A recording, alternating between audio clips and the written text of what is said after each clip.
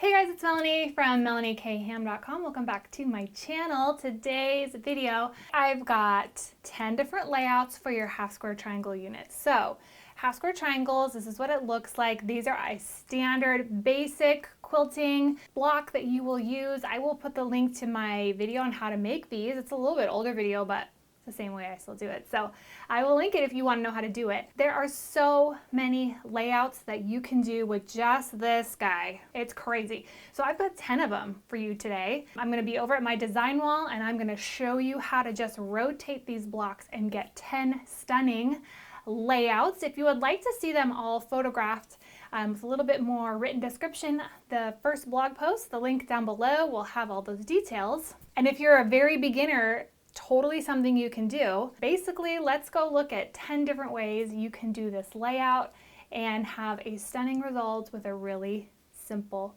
block. So let's get going. Okay, here is layout number 1. This looks like a flying geese, but it's not, obviously, because we've got our half square triangle units.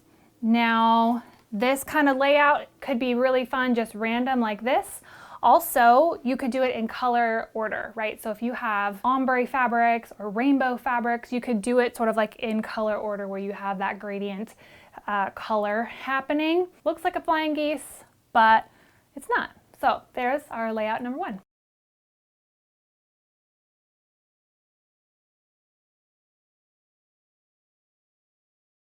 All right, here is layout number 2. You can see with just one simple rotation in one of the fabrics, now we have this kind of diamond pattern, and it's still just with our half square triangles. So this is really effective if you have 2 of the same fabrics, just like with that flying geese. So we're going to talk about some other ones where you don't necessarily have to have 2 of the exact same fabric, but this is very effective if you have 2 of the same fabric.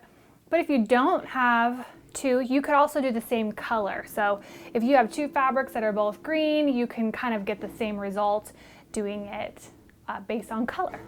So here is layout number 2. Let's move on to layout number 3.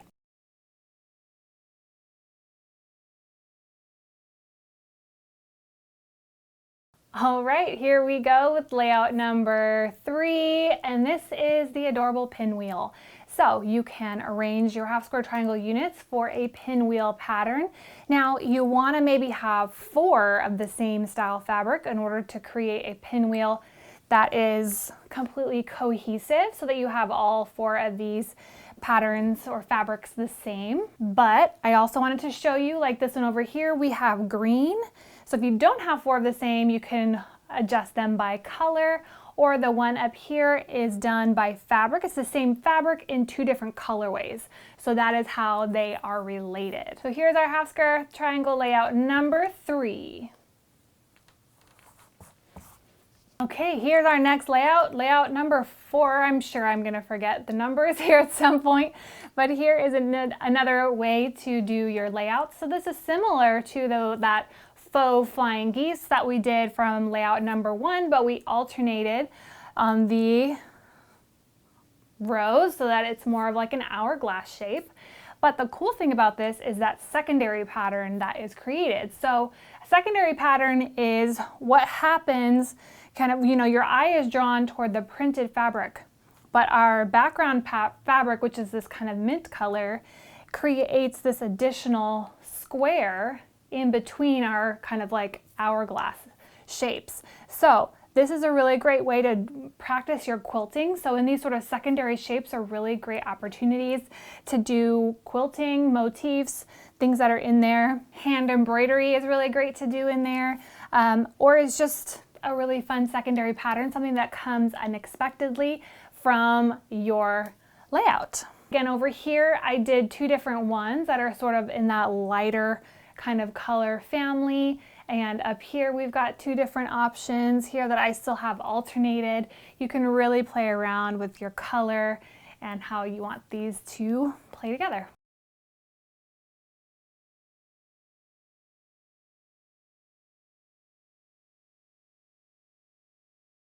Okay, here we are with our next layout. I've already forgotten what number it is. And this is the same thing as sort of layout number 1 with those kind of faux flying geese. However, do you see what I did here with this middle row? Okay, so first we adjusted them so that they're now going in a direction. So it completely changes the directional look of the quilt, first of all. Second of all, I arranged these a little bit more by color. So down here we have kind of the black and green. In here we have more blue, and up here we have pink. So it kind of moves your eye around a little bit differently. The third thing that I did was here in the second row, I flipped it on its edge, or flipped it on its head, or I'm not sure what the phrase would be for this, but now we have our solid fabric as our quote-unquote geese. And so it alters the look completely. Just imagine if you then had your fourth row down here with that same kind of feature, just how dynamic that looks without it being any more or less difficult, right? So we're still using the exact same half square triangles we have been using. We just have laid them out in a little bit different way. I love this one, honestly. I think this one might be the one I go with this project that I'm doing. Let's get going. I'm gonna show you our next layout. All right, here is layout 7. And this is really a common way to display your half square triangles. You can see here, it's really stunning. I feel like it looks like sailboat sails. Really fun way to have your half square triangles. And I want to also point out, let's say you took every alternating one and you put a solid in there. Okay, so picture in your mind that my background there is a solid, right? And then here. And so that would be a way to have a really great look with a solid in here and having less half square triangles that you need to use. That's also a way that you could utilize this exact same layout with your half square triangles. All right, let's do another one.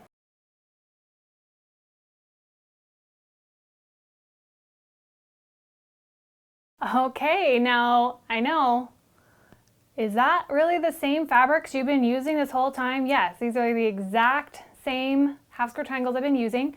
And now we have this sort of directional chevron print. And I wanted to show you how you could even extend it out, going all the way across the whole length of a quilt. Or you could have, there's 4 blocks here. So you could have 4 blocks going this direction, 4 blocks going the opposite direction.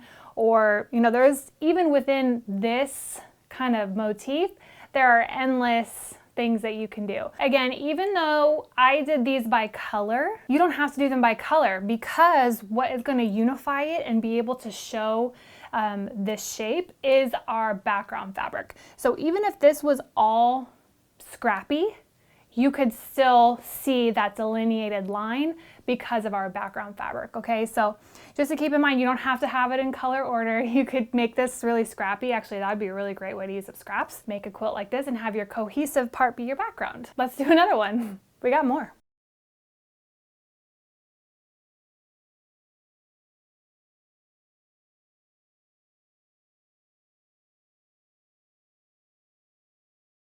Okay, here is another layout.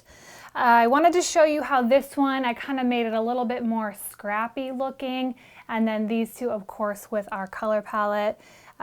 Just another great way to use these half square triangles, just by rotating them different directions, grouping their colors together, really kind of utilizing these as lines, as arrows. I mean, you can see here, the options really are endless, and we haven't even talked about sashing. So you could think of all of these things and then bulk it out even more with sashing in between all of them. That will create even more secondary patterns. We talked briefly about adding solids in here and using, solid square blocks in the same exact size, whatever half square triangle size you want to use. So this is just hopefully getting your gears turning. There's a few more that I want to show you though. So I think this is number 8. I'm going to show you 2 more. We'll just round it out and make an even 10. So let's do a few more.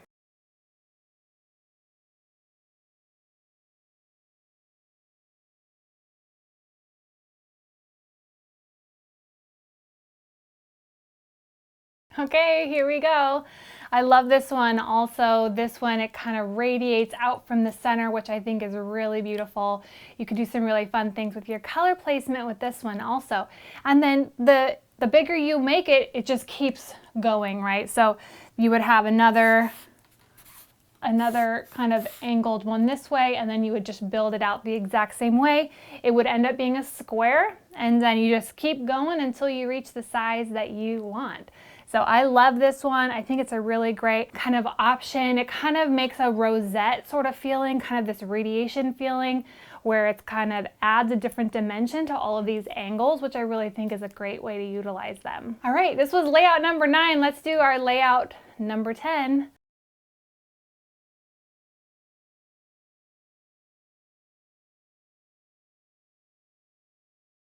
Okay, here is our 10th layout. Similar to the other chevron print that we did, but on a smaller scale. We don't have these giant angles. This time we just have these little baby ones. Classic pattern. Again, you can do all kinds of crazy fun things with the different color layouts. I just left all of the fabrics exactly where they were and rotated them to create this layout. I hope this was helpful. This is part of the quilt along that I'm about to open up. We're going to be doing 2 quilts at once. So these are actually from the waist from the block that we're doing in the full quilt along. And this is the kind of the second little twofer that we're gonna get. So that's why I thought it'd be fun to show different layouts. But this is just hopefully opening up your imagination into how much versatility there is with quilting in just one block. I'll link my half square triangle video. It's an older video. I've had it up for a long time, but it's the exact same way that I still do it. But I will link the method that I've taught before in the description box down below if you want to know how to make these units. I hope this was helpful for you guys. I'll see you in the next video. Bye.